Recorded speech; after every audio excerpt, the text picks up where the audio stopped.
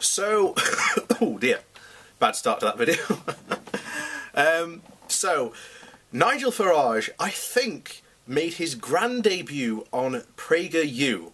Now, for those who don't know, PragerU masquerades as a university, but it is the furthest from a university you can possibly imagine it being.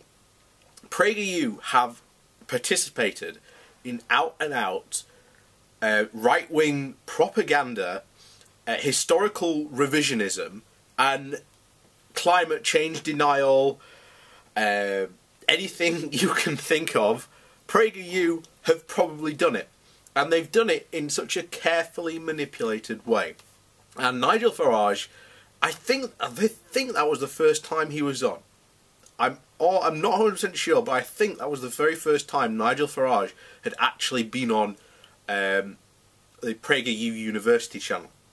So, what did he talk about? Well, he talked about why Britain left the European Union. Now, we could go into a lot of his stuff about how, because this is typical UKIP, and you see this a lot from these people. They basically tell about 30% truth and then leave the rest out. Because here's the thing, and this is what I'm going to prove to you in a bit with the other example, is that when you're discussing the European Union, it is a big thing. No one denies that, and it is complicated. But the results, you cannot deny. And the problem is that all these guys from these Eurosceptics have to do is basically mention this 30% which is bad about it, and then they don't have to talk about the rest, because just talking about that 30% shows why this is why the EU is bad, because of X. And then you often get, and this is all over YouTube and even all over the internet, you get people writing constant rebuttals. But whereas a Eurosceptic's video might be 10 minutes at best, someone who has to debunk them and go over what is actually going on with the EU and why it's so complicated and why these systems are in place and why they exist, you are talking at least a 30 to 40 minute video. And this is one of, again, we're going to go into this now, because one of the other reasons Nigel Farage cites as an example is, of course, fishing. Because Nigel Farage and fishing don't go well together at all. Nigel Farage has never been a fisherman, knows nothing about the fishing industry, yet is probably single-handedly its worst champion ever. Nigel Farage uses the British fishing industry as a political playpiece. And there are lots of fishermen who have caught on to him and just ignore him and have shunned him. But there are, unfortunately, a lot of fishermen who have bought into his guff and believe him.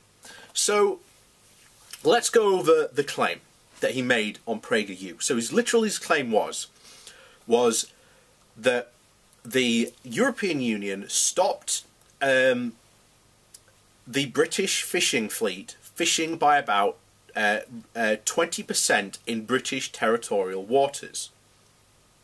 Now, here's the thing. This goes back to the common fisheries policy, which all the countries agreed on. In the European Union Parliament, the Council of Ministers agreed on it as well. No one vetoed it. It then went to the parliaments, and they all agreed it as well. So let's not beat around the bush. This was a democratic decision decided by these countries that this would be a good idea for it to have a common fisheries policy.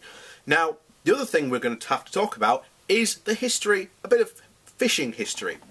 So, Nigel Farage gets one thing right. We are an island. But what he doesn't mention is essentially the history of fishing post-World War II.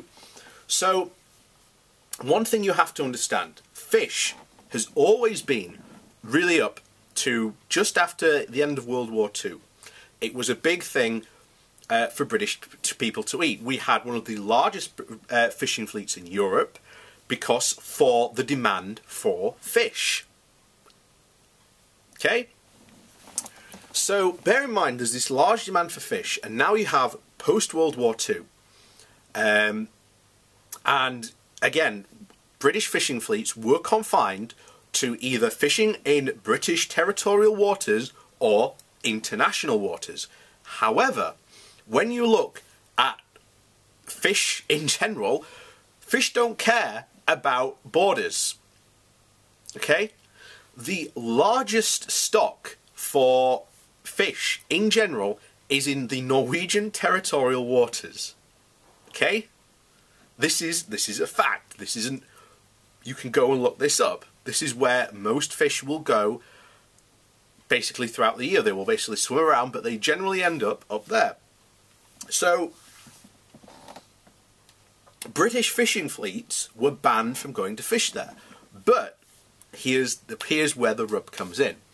Post-World War II, and up to, you know, where we are now, two things happen. First of all, you had more and more industrial farming methods. These industrial farming methods meant that meat, be it pork, lamb, beef, became a lot cheaper to farm because of the industrial farming methods that became available. This meant that meat, not only just in the UK and Europe, but around the world, became a lot easier to farm and a lot easier to mass produce. This meant that meat prices fell. Meat prices in the UK, meat has always had been, up until that point, quite a high price. However, fish, because of, again, how big the fishing fleet was just in high demand. You then had the complete change in this and how it happened. The British palate, I guess you could call it, changed completely to wanting more meat instead of fish.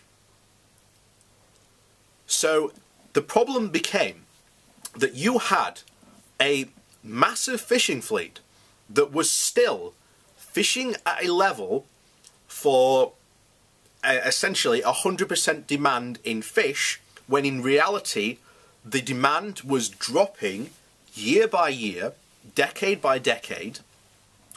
And now, as in now, you have, particularly in British coastal waters, you have a massive problem of overfishing. And not just in Britain either, but in Denmark, Spain, France, all experienced this. So, agreeing to a reduction in fishing actually saved British fishing industry, because now you've got a lower catch rate. It basically means, hey, you know, you have to conserve what you've got. This is a complete and disregard of a natural resource. If Nigel Farage, and even if, here's the thing, Brexit has happened. So now what? So that means the British, where the British fishing fleet can essentially fish, the territory where they can do that has been reduced by 66%. Okay? So now, the British fishing fleet, even though it is smaller, cannot go and fish in 66% of the world of waters that they could have fished in. That's going to be a problem for them, because now there has to be environmental standards. There will have to be catchment rates. You know, a lot of British, a lot of people like Nigel Farage and UKIP, you know, they've said this. After Brexit, they don't want catchment rates. That's incredibly stupid. Why? Because we've already discussed why that's why it is. You will have a depletion of fish stocks, meaning that not only will fishermen catch less, not because they're, even if you leave the catchment rate at like 100%, you know, there will basically be less fish to catch. You know, it's not a, you know, it's not something hard to work out and understand. Catchment rates are a good idea, purely for conservation. You know, so Nigel Farage making this ridiculous argument about, oh, we weren't allowed to, you know, we had to reduce our catchment rate in British waters by about 20%, unravels when you learn the whole truth. So, and it gets on even further, because British fishermen, when they were fishing and part of, again, in the EU, part of the common fisheries policy meant if the fishermen could get a better price, so let's say the boat set out from Grimsby, and let's say, I don't know how this works, let's say in Grimsby they get, what, £1 of fish, to keep it simple. But if they go to France, they might be able to get £1.50 per fish. So if you're given that option to sell your fish in Grimsby for £1, or you can go to France and sell it there for £1.50, where are you going to go sell your fish?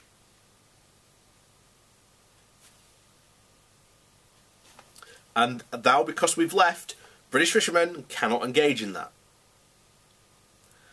So, yeah, once again, Nigel Farage and fishing really do not go well together, because, again, he lies about it, which, again, as I've said at the beginning of this video, he tells about 30% of the truth. So, yeah, it's right. The common fishing policies did impose on the UK a 20% less catch rate in British territorial waters. And we've discussed why that is. That was for conservation, because British coastal waters had been massively overfished by a massive fishing fleet that had been trying to cater for the dying taste of a British palate for fish, which had been steadily replaced by meat, because meat had become a even less expensive option. And, you know, that's simple economics. That's supply and demand. But this is what, you know, people like Nigel Farage and these people don't understand. There is a level of discussion about the EU and about all these things like the common fisheries policies, the single market, you know, reasons why you've got to have like these different types of regulations, why these different types of laws the EU does matter. Because protection rights, for example. None of these people will discuss the whole truth. And it's left to people in the paper that have been constantly saying it, and even, you know, during the referendum campaign they were saying, oh no, he's lying. Like the thing about, you know, sovereignty, the sovereignty argument was a perfect example. So you know, the Leavers could go around shouting sovereignty, sovereignty, sovereignty, and then someone who was Remainer like myself would have to go, whoa, whoa, whoa, whoa, that's not true because X, Y, and Z. You know, we'd have to go, we are already a sovereign nation, X, Y, and Z. But they could go around shouting out constantly sovereignty, sovereignty, sovereignty, sovereignty over and over again. But to fight that, you have to have, and unfortunately, it's a complex situation. And once you understand why it's complex, it disapproves the lies. But the problem is, you know, a lie can get around the world faster than the truth can put its boots on. And in it, you know, post-2019, a lot of people are suddenly going to find out the consequences for that. The other thing I want to talk about, actually, another thing that was brought up in this video, about how much money we spend on the EU. So, as part of our being a member of the EU and the European Union, on behalf of its member countries, run about, what? It's 40 different separate agencies. Now, we all pay into the EU budget, and one of the big things is about a lot of that money goes to running these agencies. Because here's the thing, and this is another thing that a lot of Brexiteers don't seem to understand: these 40 agencies that we lose will have to be replicated by the UK. That will mean a huge sum of money will now have to go to running these agencies. And we need these agencies because many of these agencies, for example, like the environmental one, is run predominantly by the EU. Trading rules and regulations, and a law body that protects European traders, we would have to set up a UK body to protect UK traders. But there is not one currently in place. So this idea that, oh, well, all this money we spend, well, guess what? Now that we have to have and create all these new agencies, it costs more to run those agencies by ourselves than the amount of money we would have to send to sending them to the European Union. Basically, it's cheaper to have all these countries all pay into the agencies and keep them running. It's cheaper to do it that way than for one country to have these agencies run, basically from one country and have one country pay for them. That is going to be a big, massive tax drain on this, country. So again, once again, thanks guys for, voting to leave. But that's the, once again, the unfortunate state of Brexit. And I can guarantee I can go through that video and just almost just stop and pause it and just go through and just start picking apart. But at this point, why? I've gone through the whole fishing thing and why that's the case. We've partly gone over the agencies base and about why we have to, replace all those agencies. But there you go. Yeah. So, yeah, good luck, guys, because I'm not responsible. You're the ones that voted for it, so you should have to help solve the problem. But, oh yeah, the Brexiteers don't have a problem, don't have a solution to those problems. And as I've said multiple times on this channel, the UK in itself does have a lot of problems. None of these problems are caused by the EU. They have been caused by predominantly this country's government, and as you're clearly seeing, particularly through the Brexit negotiations, we are governed so terribly and so badly. But, there you go. And I've talked before about reforms I'd like to see to the House of Parliament and Commons regarding this. But, here we are, folks. So, yeah. Nigel Farage, he is not the fisherman's friend. And he will constantly tell lies about the EU for decades to come.